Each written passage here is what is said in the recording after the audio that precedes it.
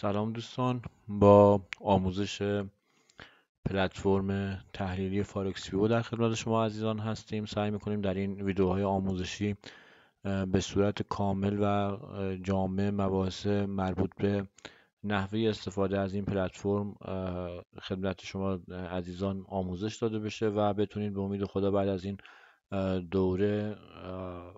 کاملا یک چشم انداز جدیدی نسبت به بازارهای مالی داشته باشید و با هر سبک معاملاتی که دارید کار میکنید ایدئال ترین حالت براتون به امید خدا به وجود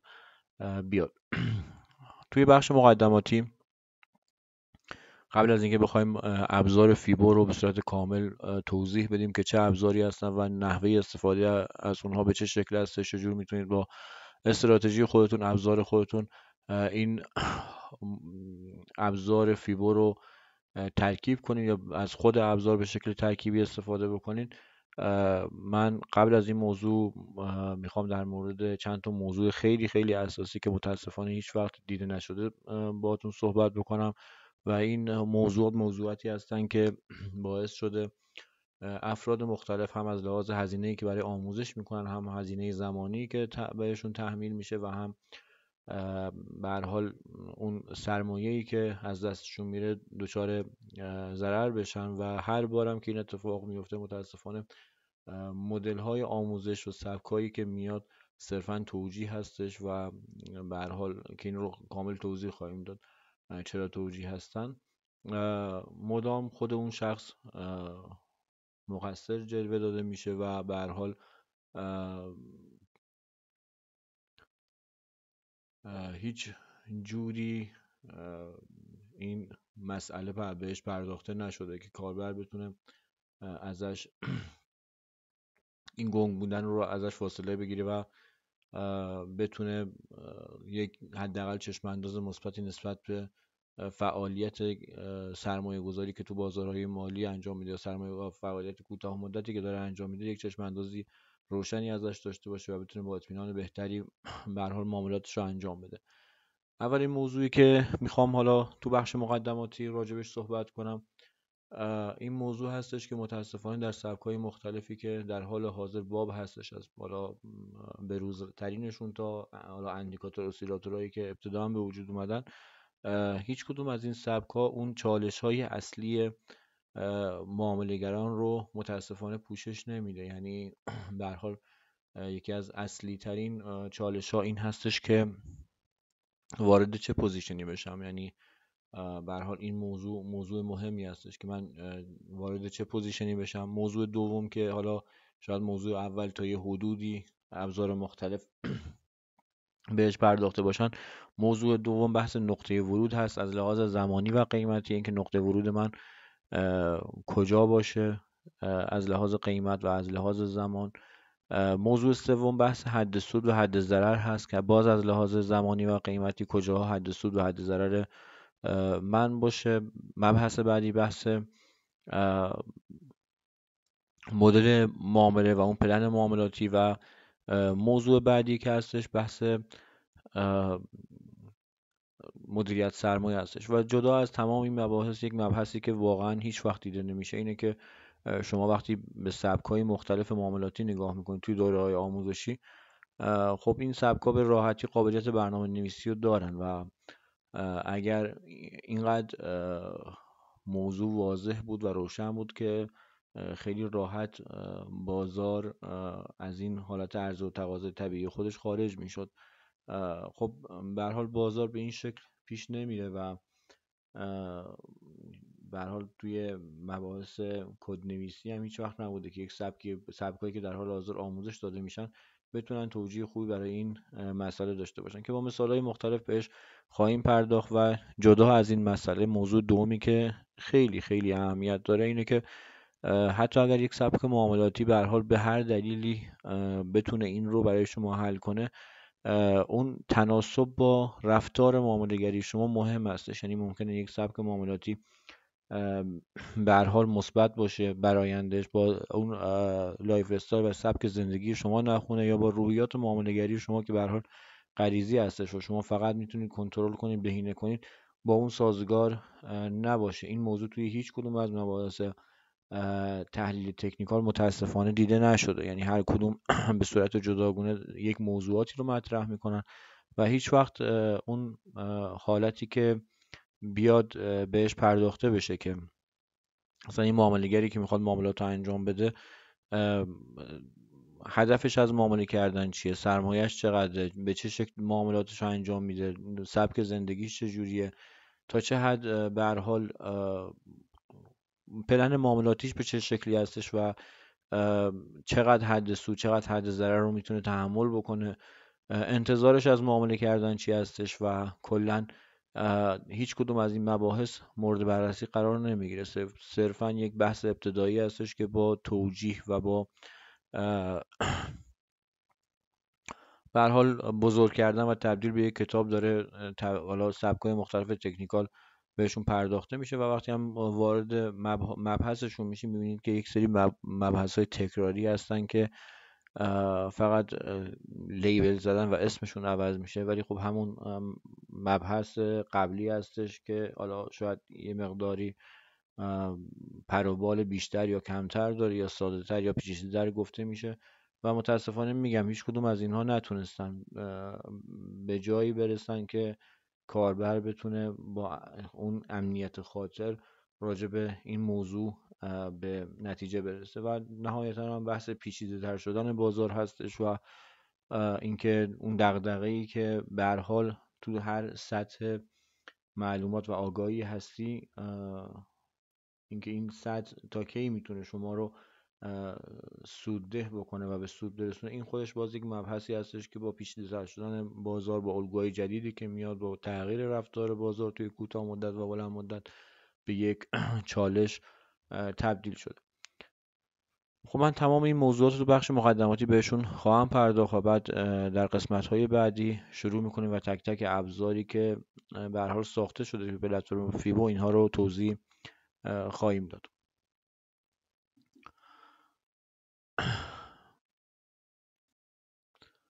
من با یک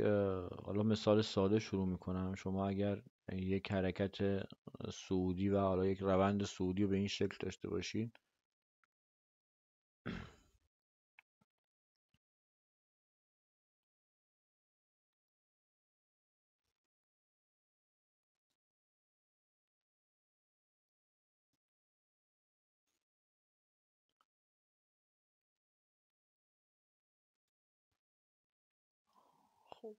به این شکل داشته باشید و بعد از این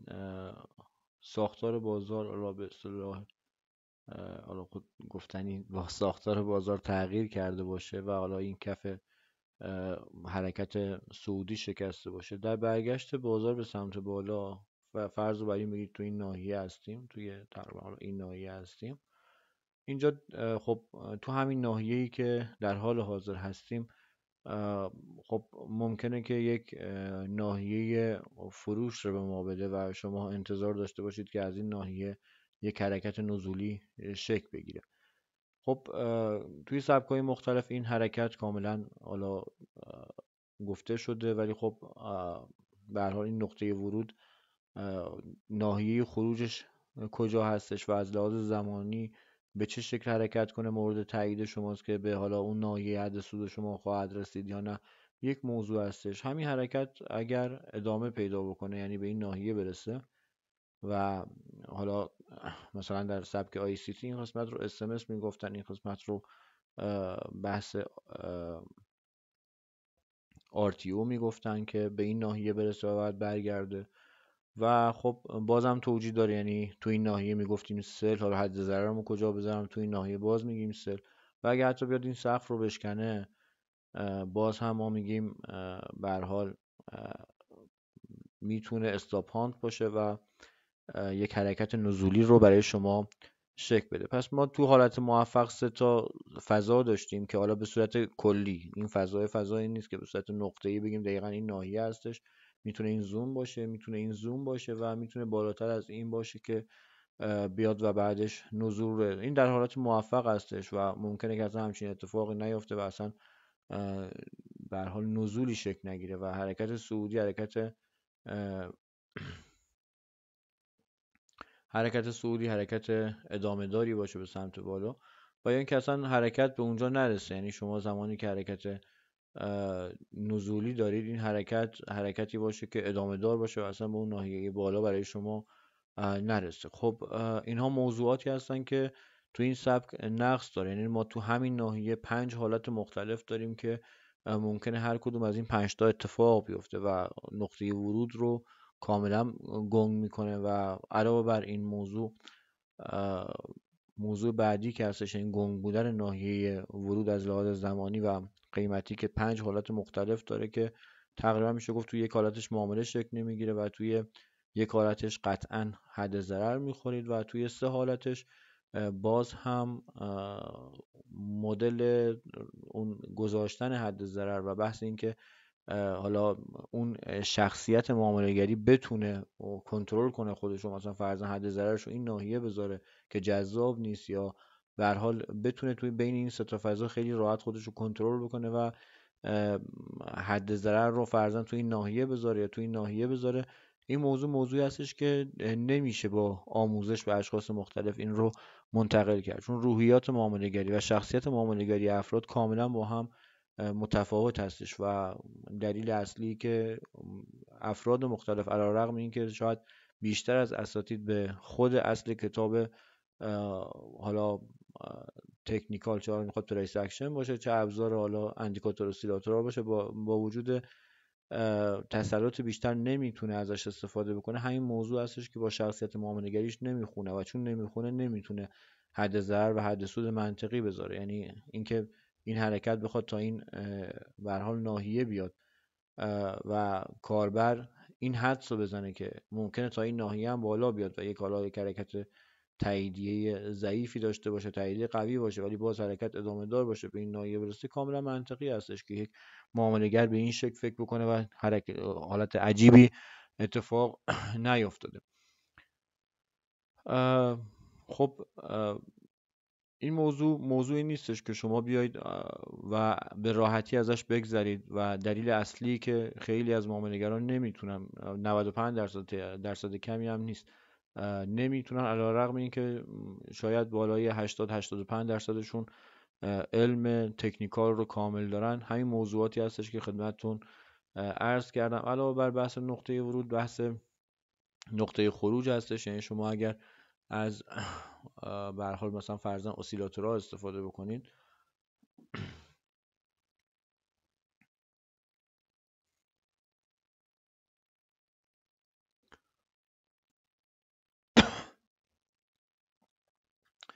به هر حال اگه از اسیلاتورها استفاده بکنید و اینجا انتظار داشته باشید که حرکت نزولی شکل بگیره، باز هم همین موضوع هستش، اینکه ممکنه که حرکت صعودی ادامه علیرغم رسیدن به ناحیه اشباع حرکت صعودی ادامه دار باشه. نقطه ورود هم کجاست؟ حالا که نقطه ورود هم مشخص شد و با توجه به اسیلاتور بودن با تأخیر هم ممکنه این حرکت اتفاق بیفته. نقطه خروج هم کجا هستش و چجور میتونم وارد یک معامله فروش بشم و کجا باید خارج بشم. اینا موضوعاتی هستش که داخل بحث اندیکاتورها و اسیلاتورها هم باش مواجه هستیم. در سایر تحلیلان باز به همین شکل هستش. یعنی من اگه بخوام اینجا از همین الگو مثلا فرضاً بخوام یک الگوی فرضاً سقف دو قلو بسازم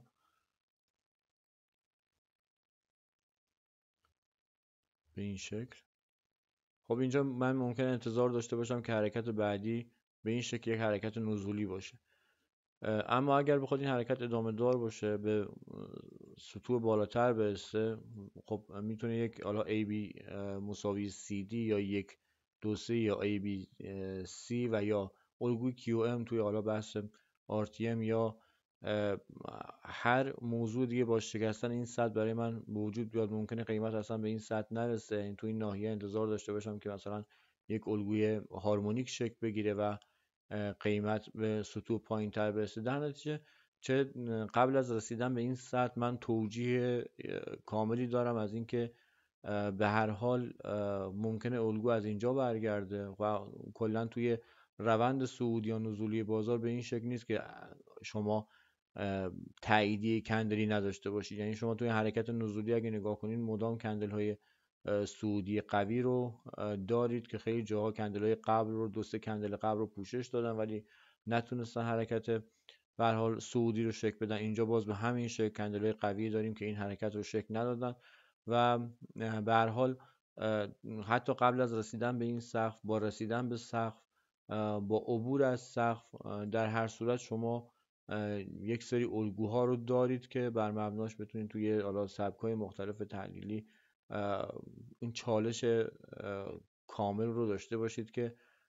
به هر حال من کجا معامله‌ام رو انجام بدم. متاسفانه میگم اینها بهشون پرداخته نمیشه، شخصیت معامله‌گری در نظر گرفته نمیشه. تو همین ناحیه‌ای که سقف قبلی شکسته شده ممکنه همچین حرکتی پیش بیاد، باز هم این امکان هستش که قیمت به اینجا رسیده یک پول بک به سقف قبلی زده بشه، یا اینکه حرکت تا این ناحیه ادامه داشته باشه، یا این کف رو بشکنه و بعد دوباره بیاد بالا. همه اینها که توی مثال قبلی بهش پرداختیم موضوعاتی هستش که شما قیمت رو به هر جایی که بکشید در حال یک الگویی هستش که بیاد و اون رو پوشش بده و این ساده ترین، دوستان این رو توجه کنید، ساده ترین حالتی هستش که ذهن انسان قبولش میکنه. یعنی شما این مثالی که من خدمتتون عرض کردم در حالتی هستش که شما صرفا دارید پیوت ها رو مورد بررسی قرار میدید. یعنی من به عنوان یک انسان به واسطه محدودیت هایی که دارم مجبورم این نقطه این نقطه این نقطه این نقطه و این نقطه رو مورد بررسی قرار بدم و جزئیات موجی که داره شکل میگیره رو نتونم به شکل کامل بیام و پوشش بدم، یا اینکه بخوام از یک ناحیه حالا وسط موج تا یک ناحیه وسط موج دیگر رو به عنوان یک رفتار معاملاتی شناسایی کنم. این اصلا در حال حاضر نه در کتابای تکنیکال بهش پرداخته شده و نه به هر حال ذهن انسان قدرت اینو داره که بخواد همچین حرکتی رو پوشش بده، در حالی که اکثر حرکتایی که تو بازار شکل میگیره از یک پیوت تا یک پیوت دیگه نیست. یعنی مثلا دارم میگم اگر شما بخواید در مورد استاپ هاند صحبت کنید، یعنی من فرض رو بر درست بودن میگیرم، یعنی این مسئله درست باشه، برای اینکه حرکت شکل بگیره فرض بکنید موج تا اینجا اومده، از این ناحیه قیمتی باید حرکت شکل بگیره و بیاد به اینجا برسه. یعنی اون حرکت و اون رفتار معاملاتی از این وسط شروع میشه و برعکسش زمانی که به پایین ترین نقطه میرسه سیو سود قطعا قبل از اون شکل میگیره و به هر حال توی ریز موجهایی که توی ناحیه هستش به هر حال اون سیو سود و اون خروج از معامله شکل میگیره تا اینکه بخواد توی تیک بازار و توی این ناحیه بخواد این اتفاق بیفته. حالا اگر یک کفی شکسته بشه توی این فضایی که اینجا هستش، یعنی استارت رفتارش از اینجا تا اینجا هستش، در نتیجه ما مثالهای زیادی داریم که اون رفتارهای معاملاتی و اون چیزهایی که به عنوان الگو دنبالش هستیم مثلا از ابتدای یک پیوت تا انتهای یک پیوت نیستش و ممکن از وسط یک پیوت تا وسط یک پیوت دیگه باشه. تمام این چالش‌هایی که در حال حاضر وجود داره چالش‌های واقعی هستن و متاسفانه میگم افرادی هم که به عنوان تحلیلگر میرید و حالا توی لایوشون شرکت میکنید یا توی کانال هاشون هستید به صورت واضح در مورد یک حرکت جهتدار که حالا مثلا درست یا اشتباه باشه قیمت از یه جایی به یه جای دیگه میرسه صحبت نمیکنن. معمولا میان چند مدل حرکت رو مد نظر قرار میدن، فرضاً اگر این ناحیه رو بشکنه تا اون ناحیه میره، اگر فلان ناحیه رو بشکنه تا این ناحیه پایین میاد و حتی زمانی که میشکنه باز هم دوباره تفسیر دارن که حالا که این ناحیه رو شکست میتونه پول بک بزنه و بیاد و به یه لحظه انتخاب کنم پول بک بزنه و بیاد تا فرضاً دوباره مثلا زیر باکس یا زیر خط روند و بعد از اون حرکتش رو شروع کنه. باز هم توی همین نقطه میبینی که تفسیرهای بعدیشون اگر دوباره برگرده و این اگرها اصلا تموم نمیشه، حالا هر اتفاقی که بیفته توجیه میکنن. موضوع بعدی اینه که اصلا این مدل کار کردن مدلی نیست که شما بتونید دغدغه هاتون، یعنی اون بحثی که شما داشته باشید که من الان یک سبک معاملاتی بلند مدت دارم و میتونم بر مبناش تریدم رو انجام بدم، این حالت رو تحت هیچ شرایطی با گرفتن سیگنال ندارید و هر لحظه مشروط به این هستش که اون سیگنال باز هم به شما خواهد رسید یا نه. و خب میگم سیگنالی هم که هستش، چیزایی که من توی حالا عموم کانال ها پیجایی که دیدم سیگنال نیست، یعنی عملا صرفا تفسیر هستش و اگر و اماهایی هستش که کل حالا تقریبا میشه گفت اکثر حرکات قیمتی رو پوشش میدن. و آخر سرم که حالا من گفتم و اینها به هر حال توی تمام این سایت ها هستش. یک خواهشی که من در حالا انتهای بخش اول مقدماتی ازتون دارم اینه که تمرکزتون روی سبکی باشه که بتونید واقعا حس کنید که یک چیزی یاد گرفتید که میتونید بر مبناش درآمد کسب کنید و پایدار هستش و مهمتر از همه اینها متناسب هستش با شخصیت معامله‌گری و اون سبک زندگی شما. این خیلی مهم هستش و مهمترین مسئله به نظرم همین موضوع هستش که متناسب باشه با سواد مالیتون، با شخصیت معامله‌گریتون، با سرمایه‌تون، با سبک زندگیتون، با تایمی که میذارید با این به هر حال متناسب باشه. توی دوره‌های بعدیمون، یعنی توی بخش‌های بعدی، سعی می‌کنیم که ابتدا هم بیایم و ابزار مختلف رو خدمتتون توضیح بدیم که هر کدوم از این ابزار چی هستش، به چه شکل درست شده، چه کاربردی داره، چجور با هم دیگه ترکیب میشن، به چه شکل ازش استفاده میشه و در نهایت هم در انتهای حالا دوره، حالا هر چند قسمتی که طول بکشه، سعی میکنیم که در مورد ستاپ های مختلفی که حالا به عنوان مثال حالا یک اندیکاتور، یک اسیلاتور یا دو اندیکاتور، دو اسیلاتور، حالا خطوط حمایت و مقاومت و حالا فراتر از اون مقاومت و حمایت هایی که در آینده به وجود احتمالا خواهد آمد، در مورد اینها باهاتون صحبت کنیم، ستاپ های مختلف رو توضیح بدیم. تقریبا یک سری به تمام سبکایی که در حال حاضر مرسوم هستن خواهیم زد، یعنی از ICT، RTM، موج شماری، حالا به هر دو سبک پیچر و نووی و ایچیموکو، RSI، مکدی، تحلیل های کلاسیکی که هستش، بحث مباحث مربوط به حالا اسمارت مانی به صورت کلی. سعی میکنیم با انواع مختلف سبکا ادغام کنیم شبیه سازی هایی که داریم و حالا توضیح بدیم که چرا میتونه اون ابهاماتی که مثال زدیم و حالا به صورت تخصصی توی بخش‌های مختلفی که ستاپ ها رو توضیح خواهیم داد، در مورد هر کدوم مثال تکمیلیش رو خواهیم زد، چجور میتونه اینها رو برای شما تکمیل کنه و شما به ایدئال ترین شکل ممکن از این